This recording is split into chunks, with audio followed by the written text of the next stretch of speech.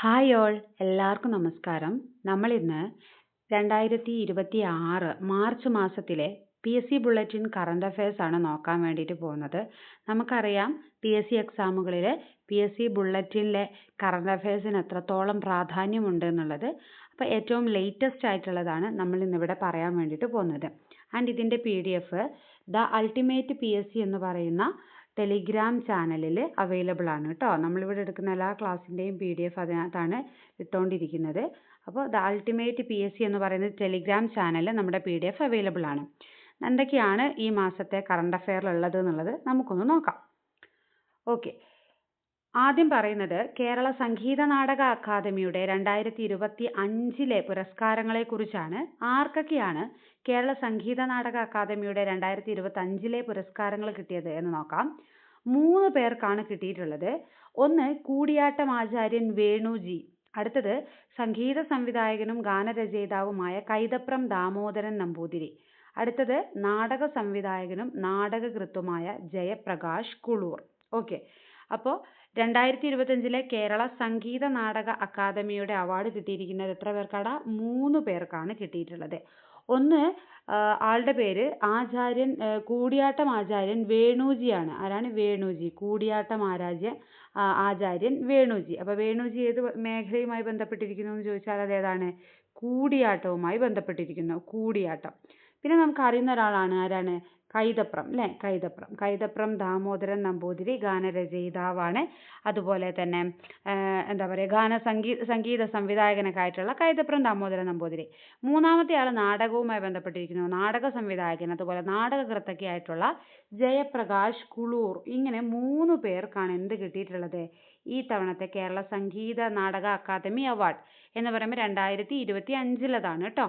അത് ലേറ്റസ്റ്റ് ആയിട്ട് കിട്ടിയത് ഈ 3 പേർക്കാണ്. ഇവിടെ ഏരിയ ഒന്നുകൂടെ ഓർത്തിരിക്കുക. ഈ ആചാര്യൻ വേണുജി കൂടിയാട്ടവുമായി ബന്ധപ്പെട്ടിരിക്കുന്നു. കൈതപ്രം ദാമോദരൻ നമ്പൂതിരി നമുക്കറിയാം, സംഗീത സംവിധായകനാണ്, ഗാനരചയിതാവാണ്. ജയപ്രകാശ് കുളൂർ നാടക സംവിധായകനാണ്, നാടകകൃത്താണ്. ഓക്കെ, അടുത്ത പ്രഥമ കാന്തളൂരപ്പൻ പുരസ്കാരം അത് ലഭിച്ചതും ആർക്കാണ്? കൈതപ്രം ദാമോദരൻ നമ്പൂതിരി. അപ്പോൾ കൈതപ്രം ദാമോദരൻ നമ്പൂതിരിക്ക് പറയുന്ന 2ാമത്തെ അവാർഡാണിത്. ഒന്ന് കേരള സംഗീത നാടക അക്കാദമിയുടെ അവാർഡ് കിട്ടിയിട്ടുണ്ട്. അതുപോലെ തന്നെ ആദ്യത്തെ കാന്തളൂരപ്പൻ പുരസ്കാരം ലഭിച്ചതും കൈതപ്രം ദാമോദരൻ നമ്പൂതിരിക്കാണ്. ഇനി ബ്രിട്ടീഷ് അക്കാദമി ഫിലിം അവാർഡ്സ് അഥവാ ബാഫ്ത എന്നാണ് നമ്മളത് അറിയപ്പെടുന്നത്, അല്ലേ? BAFTA അവാർഡ്സിൽ best children's and family ചിത്രമായിട്ട് തിരഞ്ഞെടുത്തത്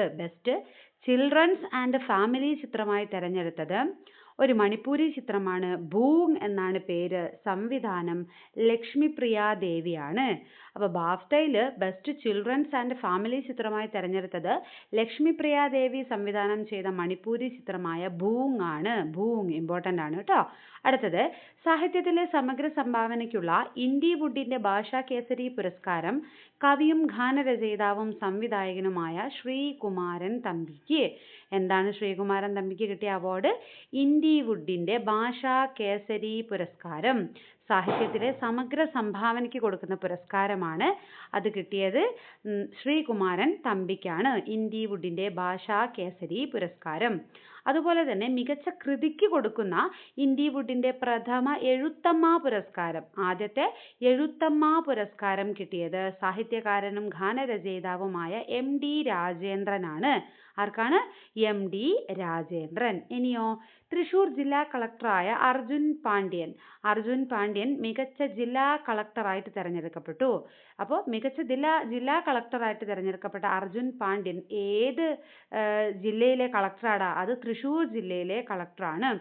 ഓക്കെ, അതുപോലെ മികച്ച കളക്ടറേറ്റ് ആയിട്ട് തിരഞ്ഞെടുക്കപ്പെട്ടത് തിരുവനന്തപുരം കളക്ടറേറ്റ് ആണ്. അപ്പോൾ സംസ്ഥാന റവന്യൂ പുരസ്കാരങ്ങൾ കൊടുത്തപ്പോൾ മികച്ച ജില്ലാ കളക്ടറായിട്ട് തിരഞ്ഞെടുക്കപ്പെട്ടത് തൃശൂർ ജില്ലാ കളക്ടർ അർജുൻ പാണ്ഡ്യനും മികച്ച കളക്ടറേറ്റ് ആയിട്ട് തിരഞ്ഞെടുക്കപ്പെട്ടത് തിരുവനന്തപുരം കളക്ടറേറ്റുമാണ്. ഓക്കെ, അടുത്തത് പ്രഥമ ഏഷ്യൻ ബധിര 2020 കപ്പ് ക്രിക്കറ്റ് കിരീടം ഇന്ത്യക്ക്. ബധിരർ എന്ന് പറഞ്ഞാൽ എന്താ? ചെവി കേൾക്കാൻ ബുദ്ധിമുട്ടുള്ള ആൾക്കാരാണ്, അല്ലേ? അപ്പോൾ പ്രഥമ ഏഷ്യൻ ബധിര 2020 കപ്പ് ക്രിക്കറ്റ് കിരീടം കിട്ടിയത് ഇന്ത്യക്ക്. ഫൈനലിൽ ആരെയാണ് തോൽപ്പിച്ചത്? ശ്രീലങ്കയെയാണ് ഇന്ത്യ തോൽപ്പിച്ചത്. ഓർത്തിരിക്കണം, ഇന്ത്യ വിന്നേഴ്സ് ആവുന്ന മത്സരങ്ങളെല്ലാം തന്നെ നമ്മൾ ഓർത്തിരിക്കണം, അത് ചോദിക്കൂ കേട്ടോ. അടുത്തത്, വനിതകളുടെ റൈസിംഗ് സ്റ്റാർസ് ഏഷ്യ കപ്പ് ക്രിക്കറ്റിൽ ഇന്ത്യക്ക് കിരീടം. വനിതകളുടെ റൈസിംഗ് സ്റ്റാർസ് ഏഷ്യ കപ്പ് ക്രിക്കറ്റിൽ ഇന്ത്യക്ക് കിരീടം. ഫൈനലിൽ ആരെയാണ് തോൽപ്പിച്ചത്? ബംഗ്ലാദേശിനെ. അപ്പോൾ ബധിര 2020 കപ്പ് ക്രിക്കറ്റ് കിരീടം ഇന്ത്യക്ക്, തോൽപ്പിച്ചത് ശ്രീലങ്കയെ.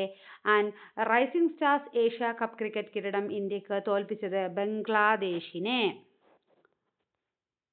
2026 ഖത്തർ ഓപ്പൺ ടെന്നീസ് പുരുഷ കിരീടം നേടിയത് കാർലോസ് അൽക്കാരസ് ആണ്. 2026 ഖത്തർ ഓപ്പൺ ടെന്നീസ് പുരുഷ കിരീടം നേടിയത് ആരാടാ? അത് കാർലോസ് അൽക്കാരസ് ആണ്.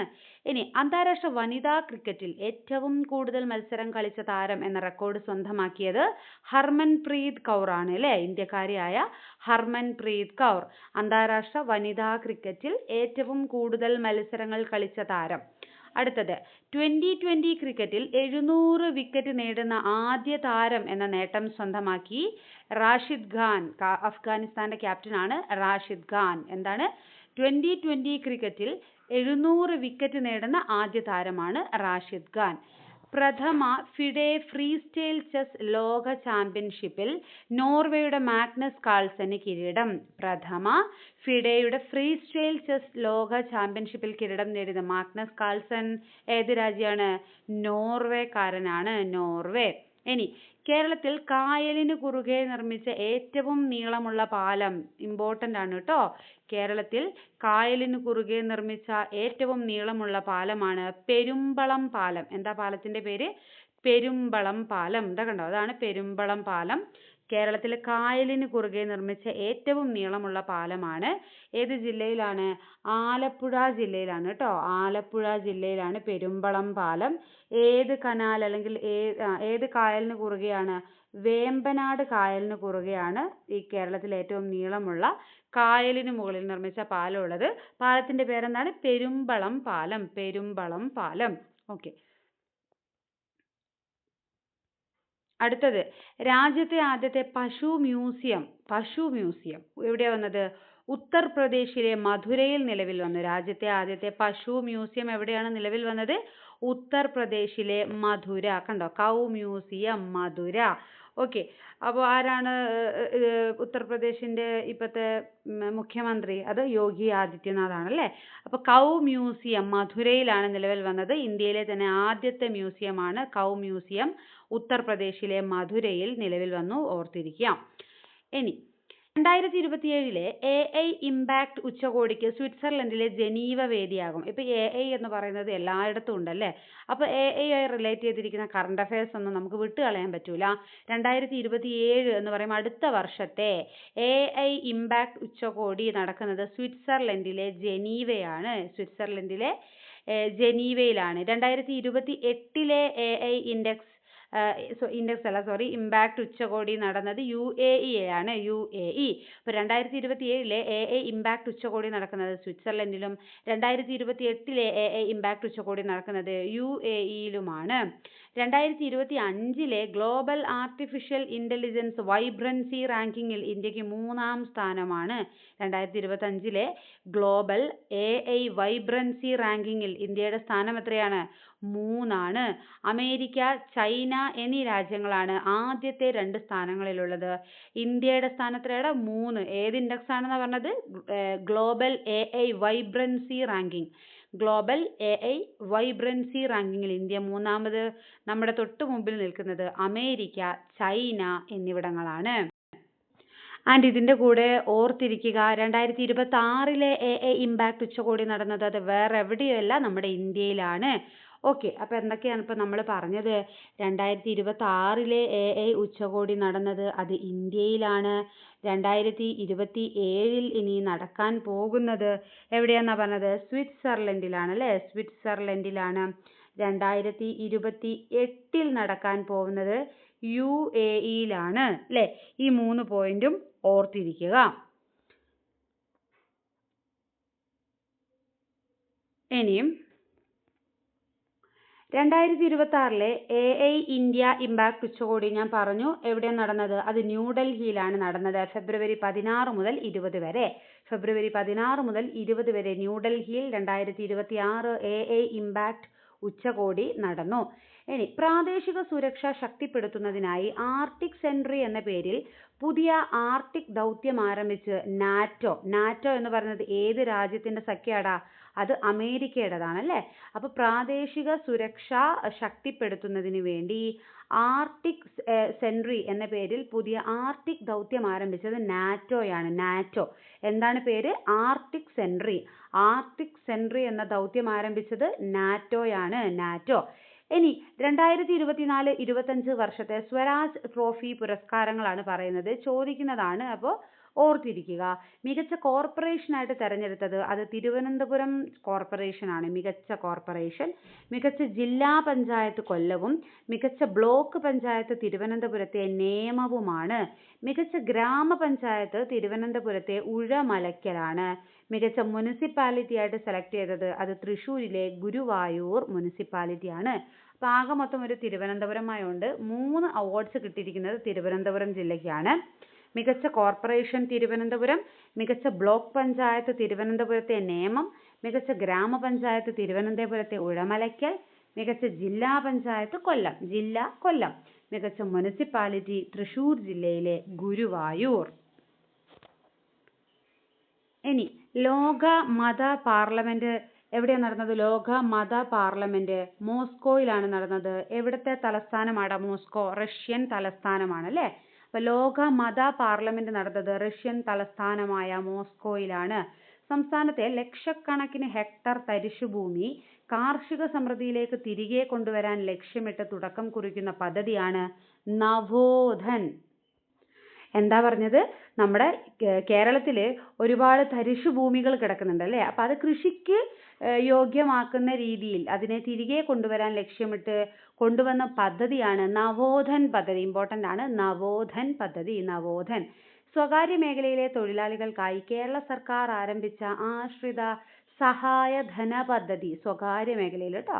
സ്വകാര്യ മേഖലയിലെ തൊഴിലാളികൾക്ക് വേണ്ടി കേരള സർക്കാർ ആരംഭിച്ച ആശ്രിത ധനസഹായ പദ്ധതിയാണ് രക്ഷാ കവചം പദ്ധതി. അടുത്ത ഫാക്ട് വളരെ ഇമ്പോർട്ടൻ്റ് ആയിട്ടുള്ള ഒരു ഫാക്റ്റാണ്. സമ്പൂർണ്ണ നക്സൽ വിമുക്ത സംസ്ഥാനമായി പ്രഖ്യാപിക്കപ്പെട്ടത് ഏത് സംസ്ഥാനമാണെന്ന് ചോദിച്ചാൽ അത് ബീഹാർ ആണ്. സമ്പൂർണ്ണ നക്സൽ വിമുക്ത സംസ്ഥാനമായി പ്രഖ്യാപിക്കപ്പെട്ടത് ബീഹാർ. ഇനി MLA-മാരുടെ ഹാജർ രേഖപ്പെടുത്തുന്നതിനായി AI അധിഷ്ഠിത മുഖം തിരിച്ചറിയൽ സാങ്കേതിക വിദ്യ ഉപയോഗിക്കുന്ന ഇന്ത്യയിലെ ആദ്യ നിയമസഭയാണ് ആന്ധ്രാപ്രദേശ് നിയമസഭ. അവ ആന്ധ്രാപ്രദേശ് നിയമസഭയിൽ MLA-മാരുടെ ഹാജർ രേഖപ്പെടുത്തുന്നത് AI ബേസ്ഡ് ഫേസ് റെക്കഗ്നിഷൻ മുഖം തിരിച്ചറിയൽ സാങ്കേതിക വിദ്യയിലൂടെയാണ്. ഓക്കെ.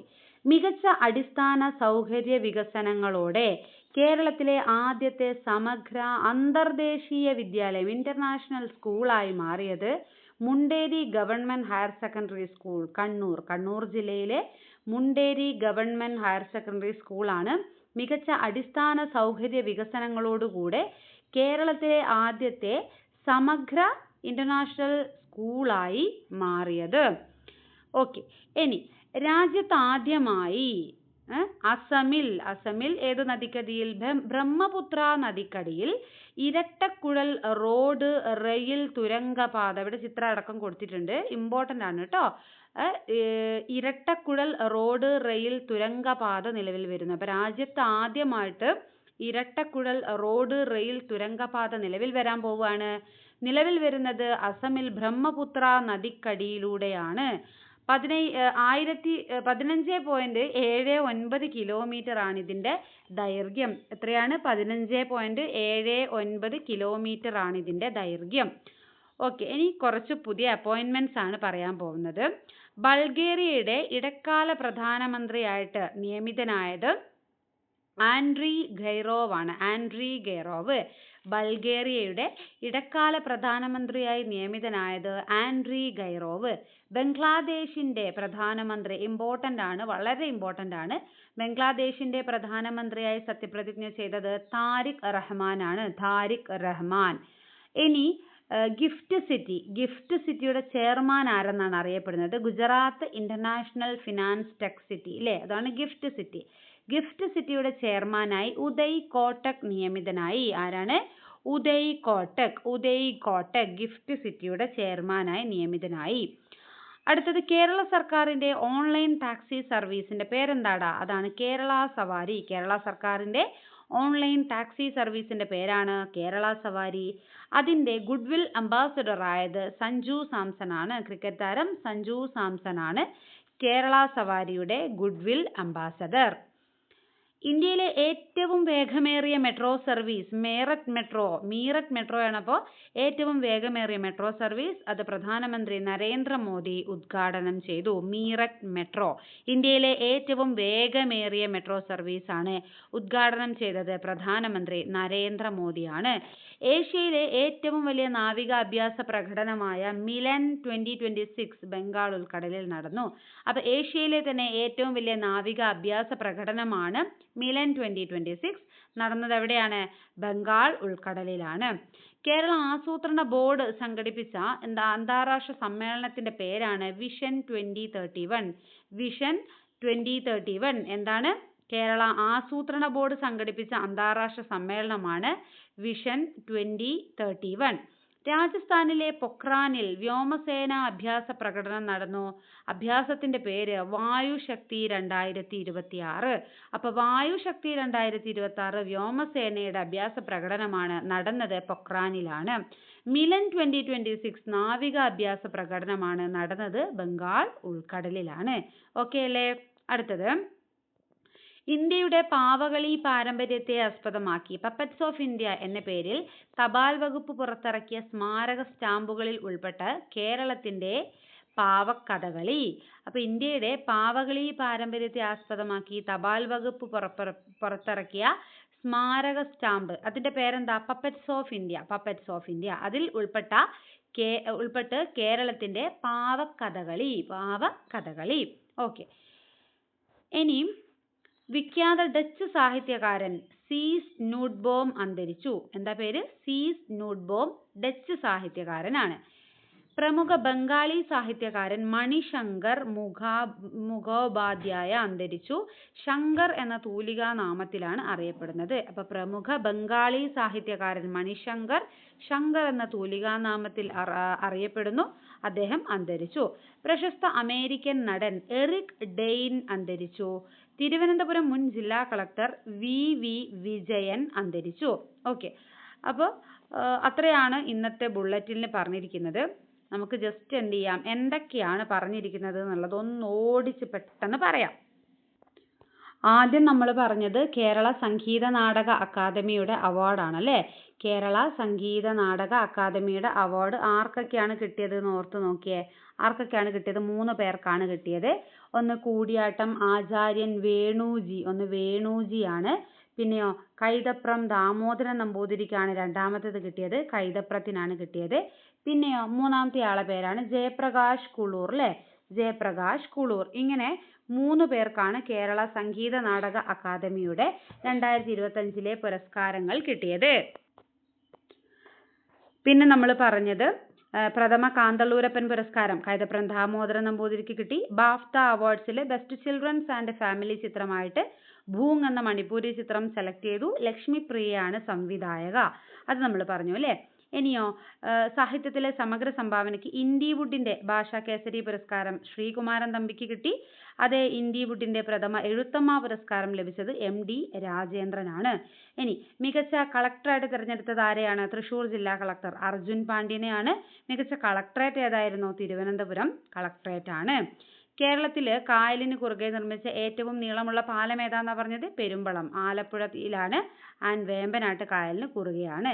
പ്രഥമ ഏഷ്യൻ ബദിര 2020 കപ്പ് ക്രിക്കറ്റ് കിരീടം കിട്ടിയത് ഇന്ത്യക്ക്. ആരെയാണ് തോൽപ്പിച്ചത്? പിന്നെ ശ്രീലങ്കയാണ് തോൽപ്പിച്ചത്. അടുത്ത ക്വസ്റ്റ്യൻ, വനിതകളുടെ rising stars Asia cup cricket കിരീടം നേടിയത് ആരാണ്? അത് ഇന്ത്യയാണ് നേടിയത്. ഇന്ത്യ ആരെയാണ് തോൽപ്പിച്ചത്? ബംഗ്ലാദേശിനെയാണ് തോൽപ്പിച്ചത്. പ്രഥമ ഫിഡെ ഫ്രീ സ്റ്റൈൽ ചെസ് ലോക ചാമ്പ്യൻഷിപ്പിൽ ജേതാവായത് ആരാണ്? അത് മാഗ്നസ് കാൾസൺ ആണ്. 2026 ഖത്തർ ഓപ്പൺ ടെന്നീസ് പുരുഷ കിരീടം കിട്ടിയത് കാർലോസ് അൽക്കാരസ്. അന്താരാഷ്ട്ര വനിതാ ക്രിക്കറ്റിൽ ഏറ്റവും കൂടുതൽ മത്സരങ്ങൾ കളിച്ചത് ഹർമൻപ്രീത് കൗർ. 2020 ക്രിക്കറ്റിൽ 700 വിക്കറ്റ് നേടുന്ന ആദ്യ താരം എന്ന് പറയുന്നത് റാഷിദ് ഖാനാണ്. രാജ്യത്തെ ആദ്യത്തെ കൗ മ്യൂസിയം ഉത്തർപ്രദേശിലെ മധുരയിൽ നിലവിൽ വന്നു. 2026 AI ഇമ്പാക്ട് ഉച്ചകോടി ഇന്ത്യയിലെ ന്യൂഡൽഹിയിൽ നടന്നു. 2027 സ്വിറ്റ്സർലൻഡിലെ ജനീവ, 2028 UAEയിലും നടക്കുന്നു. ഗ്ലോബൽ AI വൈബ്രൻസി ഇൻഡെക്സിൽ ഇന്ത്യയുടെ റാങ്ക് 3-ാമതാണ്. ഇനി പ്രാദേശിക സുരക്ഷ ശക്തിപ്പെടുത്താൻ ആർട്ടിക് സെൻട്രി എന്ന പേരിൽ പുതിയ ആർട്ടിക് ദൗത്യം ആരംഭിച്ചത് നാറ്റോയാണ്. പിന്നെ നമ്മൾ സ്വരാജ് ട്രോഫി പുരസ്കാരങ്ങൾ പറഞ്ഞു, അതൊന്നുകൂടെ വായിച്ചു നോക്കണം. ലോക മത പാർലമെന്റ് മോസ്കോയിലാണ് നടന്നത്. പിന്നെ തരിശുഭൂമി സമൃദ്ധിയിലേക്ക് കൊണ്ടുവരാനുള്ള കേരള സർക്കാരിന്റെ പദ്ധതിയാണ് നവോധൻ എന്ന് പറഞ്ഞു. നവോധൻ സ്വകാര്യ മേഖലയിലെ തൊഴിലാളികൾക്കായിട്ട് കേരള സർക്കാർ കൊണ്ടുവന്ന ആശ്രിത ധനസഹായ പദ്ധതി. രക്ഷാ കവചം. സമ്പൂർണ്ണ നക്സൽ വിമുക്ത സംസ്ഥാനമായത് ബീഹാർ. MLA-മാരുടെ ഹാജർ രേഖപ്പെടുത്താൻ ഫേസ് റെക്കഗ്നിഷൻ കൊണ്ടുവന്നത് ആന്ധ്രാപ്രദേശ്. അല്ലേ, ഇതൊക്കെയാണ് നമ്മൾ ഇമ്പോർട്ടൻ്റ് ആയിട്ട് പറഞ്ഞത്. പിന്നെ ഇന്റർനാഷണൽ സ്കൂളായിട്ട് കേരളത്തിലെ ആദ്യത്തേത് മാറിയത് Munderi government higher secondary school കണ്ണൂരിലാണെന്ന് പറഞ്ഞു. പിന്നെ ഇന്ത്യയിൽ ആദ്യമായിട്ട് ഇരട്ടക്കുഴൽ റോഡ് റെയിൽ തുരങ്കപാത ഒരു നദിക്കടിയിലൂടെ വരാൻ പോകുന്നു. ബ്രഹ്മപുത്ര നദിക്കടിയിലൂടെയാണ് നമ്മൾ പറഞ്ഞു. പിന്നെ റീസെന്റ് ആയിട്ടുള്ള കുറച്ച് അപ്പോയിന്റ്മെന്റ്സ് പറഞ്ഞു. കേരള സവാരിയുടെ ഗുഡ്വിൽ അംബാസിഡർ സഞ്ജു സാംസൺ ആണെന്ന് പറഞ്ഞു. പിന്നെയോ ഏഷ്യയിലെ ഏറ്റവും വലിയ നാവിക അഭ്യാസ പ്രകടനം മിലൻ 2026 പറഞ്ഞു. വിഷൻ 31 എന്താണ് എന്നുള്ളത് ഓർത്തിരിക്കണം. അതുപോലെ തന്നെ പൊക്രാനിൽ നടന്ന വ്യോമസേന അഭ്യാസ പ്രകടനം വായുശക്തി 2026. ഇത്രയും കാര്യങ്ങളാണ് മെയിനായിട്ട് ഇതിൽ പറഞ്ഞത്. ആൻഡ് ഓൾസോ മെട്രോയും കൂടെ ഉണ്ട് കേട്ടോ. മെട്രോ ഏറ്റവും വേഗമേറിയ മെട്രോ സർവീസ് മീററ്റ്. ഓക്കെ, അപ്പോൾ ഇതിൻ്റെ PDF ഞാൻ നമ്മുടെ ടെലിഗ്രാം ചാനലിൽ ഇട്ടേക്കാം. ക്ലാസ് കണ്ടു കഴിഞ്ഞിട്ട് അതുകൂടെ ഒന്ന് വായിച്ചു നോക്കുക, ഹെൽപ്ഫുൾ ആയിരിക്കും കേട്ടോ. അപ്പോൾ അത്രയേ ഉള്ളൂ ഇന്നത്തേത്. എല്ലാ മാസവും കറണ്ട് അഫയേഴ്സ് അപ്ഡേറ്റ് ചെയ്യാൻ വേണ്ടിയിട്ട് ശ്രമിക്കാം. അപ്പോൾ എന്താ, ചാനൽ സബ്സ്ക്രൈബ് ചെയ്യാത്ത ആൾക്കാരുണ്ടെന്നുണ്ടെങ്കിൽ സബ്സ്ക്രൈബ് ചെയ്യുക. ഓക്കെ, ലൈക്ക് ചെയ്യുക, ഷെയർ ചെയ്യുക. എന്തെങ്കിലും അഭിപ്രായങ്ങളുണ്ടെങ്കിൽ കമൻ്റായിട്ട് പറയുക. അത്രയൊക്കെ ഉള്ളൂ. Thank you for watching.